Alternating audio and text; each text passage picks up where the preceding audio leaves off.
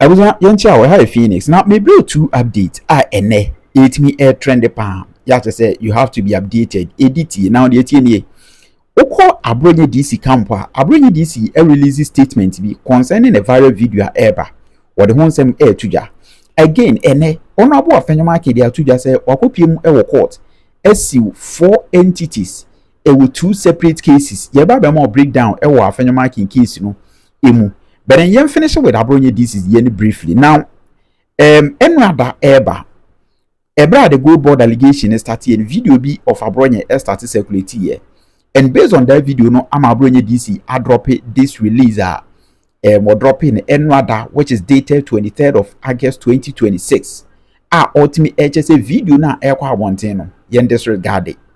One chese video no AI ya doctor anase bibi. But also yen disregard it because for some time now on kasa inti there is no way to beat me a linking it to dance no. Bembetro no kra was ansem. Yet in say video ya Abronye DC can once me. A video about 7 months ago. That was when Abronye DC do too just say. Sabre na fe na gold board issue no ball banket na is a ball asuja inyenyi ni ti. Intine we say ne na say gold board e ka bia ba ho IMF report bia drop ni ade. Be na attention call. Now that time na Assembly started for no. Abronye DC a program bi e wo Ohia TV. And what do just say nensaka the IMF report on gold board losses no.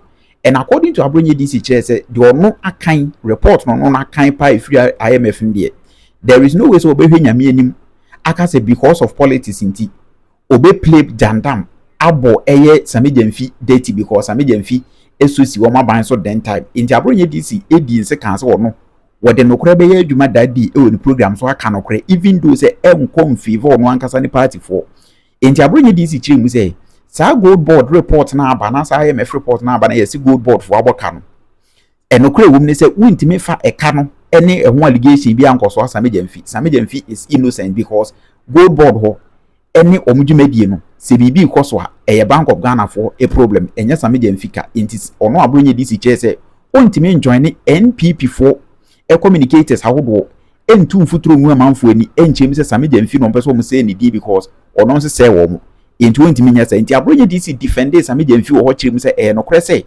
gold board was a BBS you can't attribute it to Sammy Gyamfi per the IMF report now on kind of name Bank of Ghana for and that NPP communicators are what omo a follow line on as omo ne Sammy Gyamfi enya e was a gold board issue no they are getting things wrong. Near the new Branco good Sammy Gyamfi so on Kwabato. Wamrakwa yedi no says Sammy Gyamfi din no na MPP 2024. Ye ntimi fire no. And we sansem went here omo. Omo boy abasuwe. Madam who say any gold board na there. Now all the documents and communication and what I've read in it say losses na ye free Bank of Ghana na yet Sammy Gyamfi. Dabi. And yeah losses na there. Gold reserves a commodity, a direct commodity. Say Bank of Ghana say. Entino say Bank of Ghana ko turn gold raboka. Bank of Ghana na turn gold raboka. Enye Sammy Gyamfi a. Enye Sammy Gyamfi. And the end no me I won't buy. I won't buy because now some video near 7 months ago.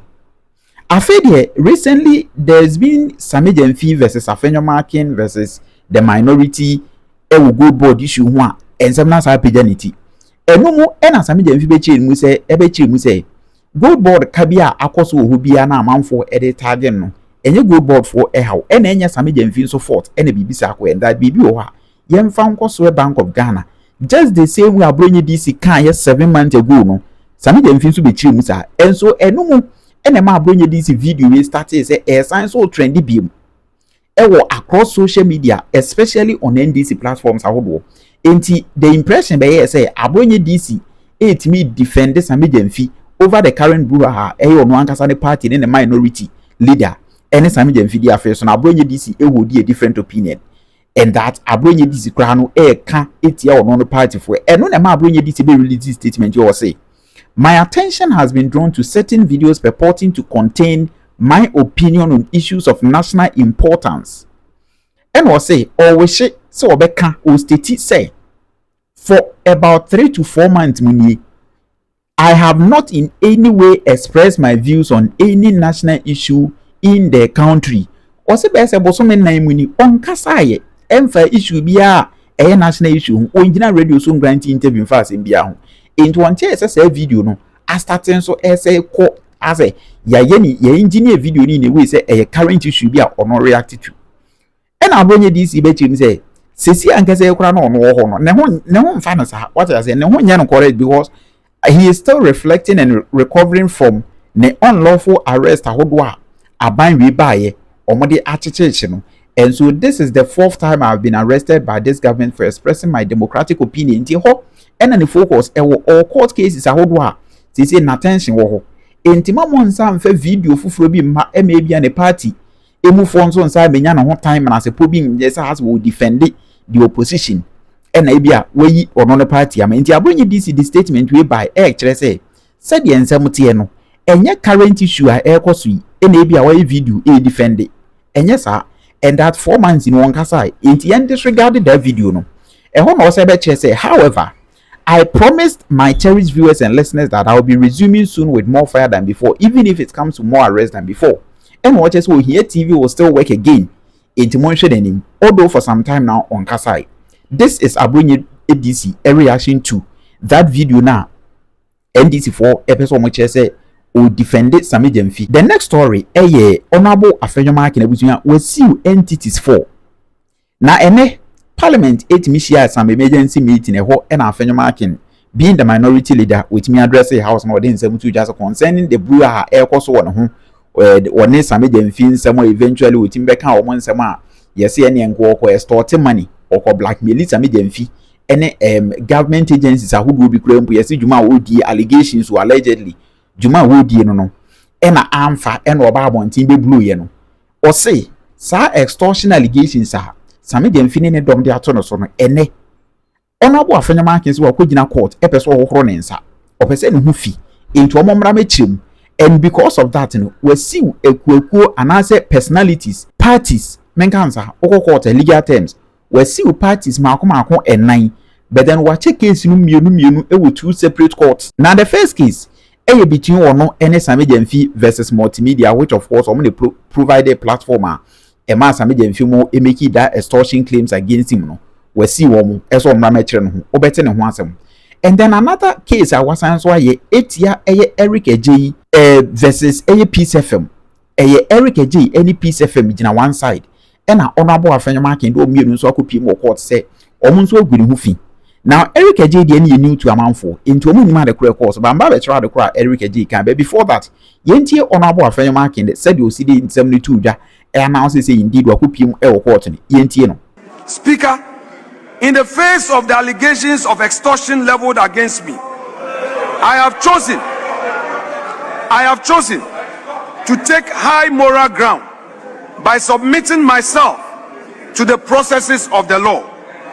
I have accordingly caused writs to be filed in suit number GT 1029/2026 entitled Osahin Alexander Afenyo Markin versus Samuel Edu Gyamfi and Multimedia Group Limited at the Accra High Court, and suit number GR/AC/CC/C5/02/2026 entitled Osahin Alexander Afenyo Markin versus Eric Ej and Peace FM at the Achimota Circuit Court.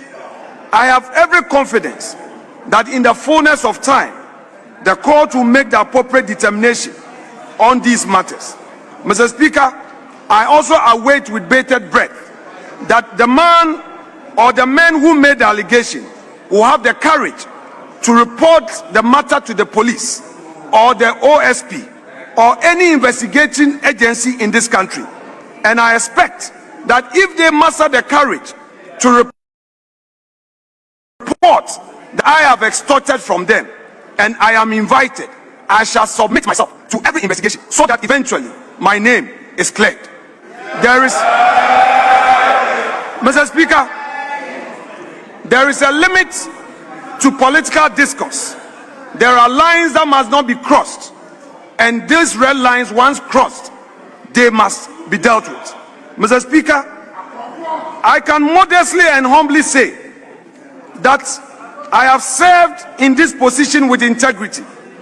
I came into this office a man of hard work with determination, and I have achieved for myself what I have to do for myself, my family, and my constituents. Mr. Speaker, I work with clear conscience and with fidelity to the responsibilities entrusted to me. I say so without more. Enti bro this handsome way to day. And I'm so okay, my go share e dey na ko trigger the Eric J versus Peace FM suit no. Dey tie ni about 4 days ago, Eric J ono NEIP, which is National Entrepreneurship and Innovative Program CEO, NEIP, CEO. Eko Peace FM morning show ana hosted by Kwame Sefakan.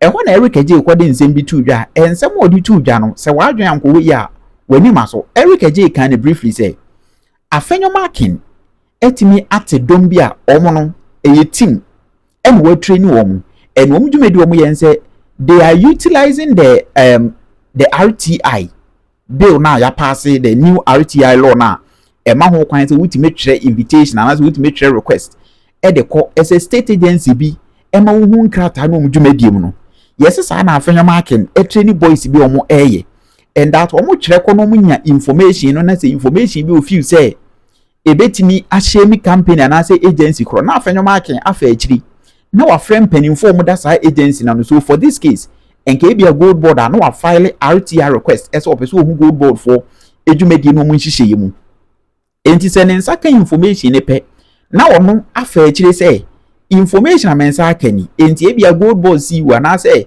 state agency kro si wu nte wo woni man kasa ne anya ne emayi wa cha say wan sort me ne meba bonten abebulo no say see na eko. That was what Eric J. etimi ekaye allegations so make it here honorable Afenyo Markin with the Peace FM program no, and that is what triggered this Peace FM lawsuit honorable Afenyo Markin the Eric J ni Peace FM akogine mo ko say omonso omra mechim no ebusueti. This is the Eric J video. Afenyo, hey, don't go there. Afenyo, don't go there. Okay, my member what the team neighbor Eric, what the team what the man fast as we see no in the American or there I will dare him again. What the team and RTI team na office bi o mo de ko che so mo de ko wi na ma negotiators na mo na machiri my bisa bibi that man hey I don't want to be emotional this morning. Oye chief executive Patron Chen Debbie Oye lawyer tie my bisa asem Sammy say pe say udin ya edin say ya pa say minim my kind story Enti we ensem obusia etimi ekoso a ene yede emawo honorable Afenyo Markin or the Sammy Gyamfi nom ene omo maka akopie mo court alongside Multimedia, Peace FM, Eric J.